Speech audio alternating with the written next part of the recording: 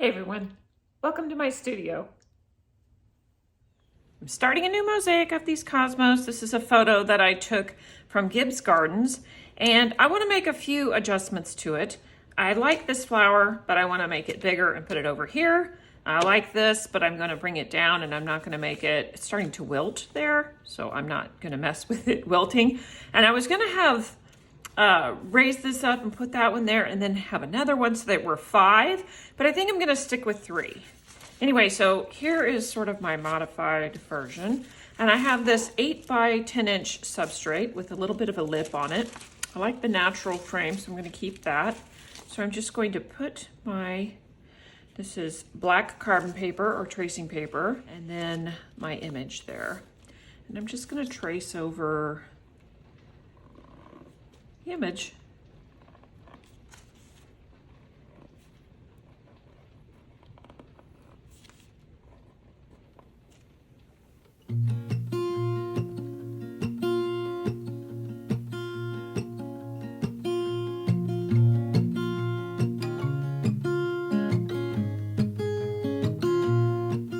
I picked out some pinks. I've got this one that is sort of a medium, this one that's a little bit darker, and then this one for the really dark areas that are right near the yellow on there. That's probably the only place I'll put this dark one.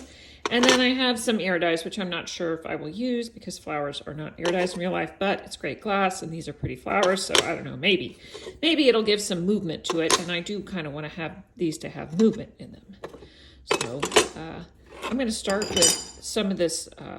It's a little bit translucent, and that's kind of cool because then I can just trace the pieces through the glass. I can see and trace them on there.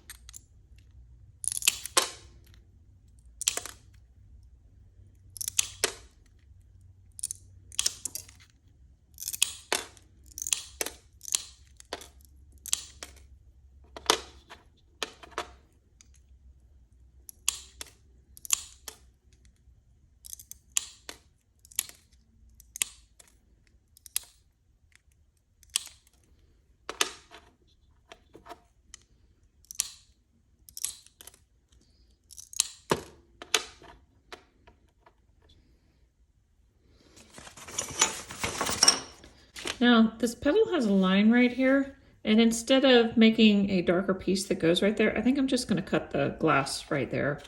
So even though that's one petal, I'm just going to cut it right here. And just have that break there.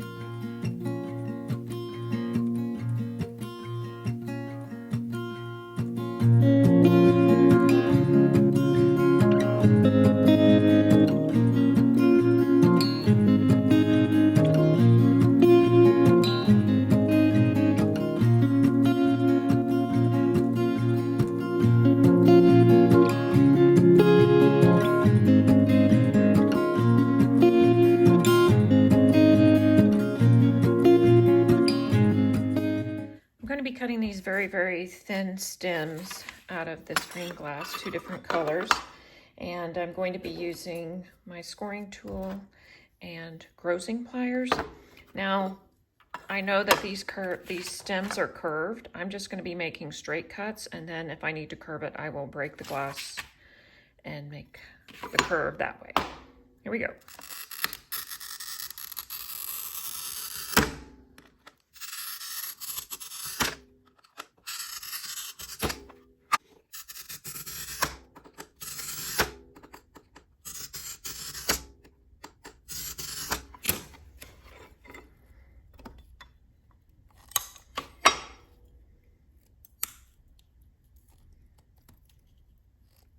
My running pliers are too wide to press on either side of that break.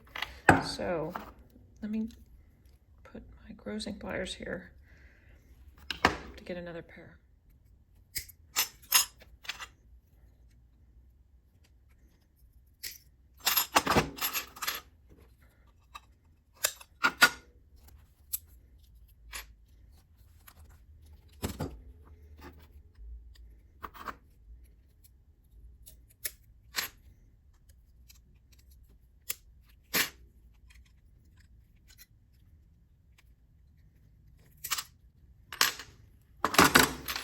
All right, that gives me something to work with.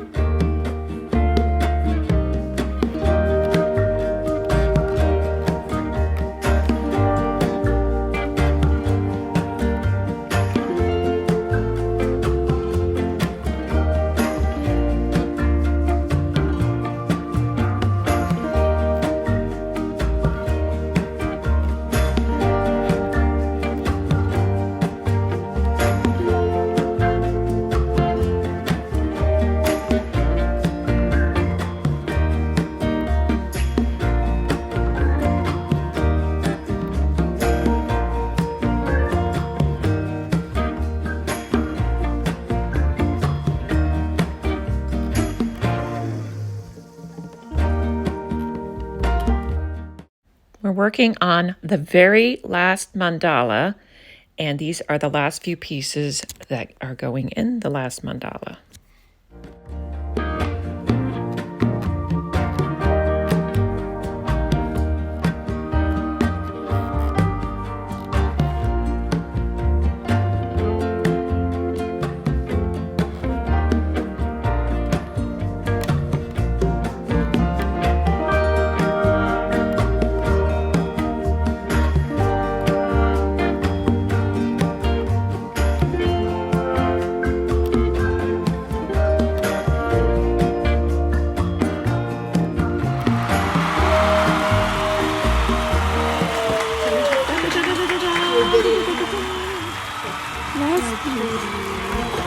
Yay!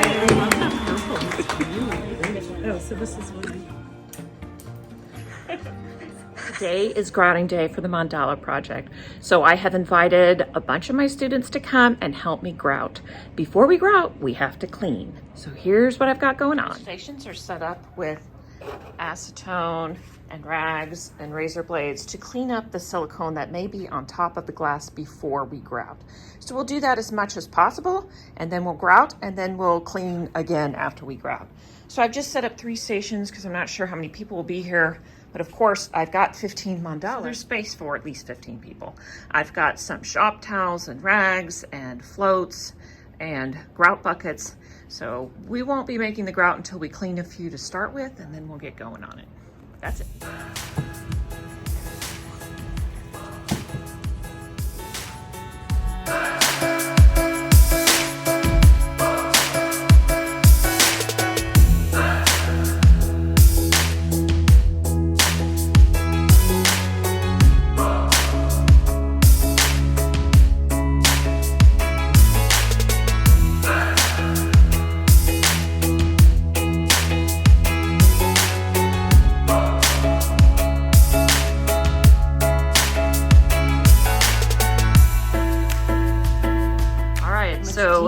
This cleaning is such a critical thing. We spent a long time cleaning before we were able to grout the first set of them over there. But we still have to clean all of them first, and it takes quite a while to get that silicone off.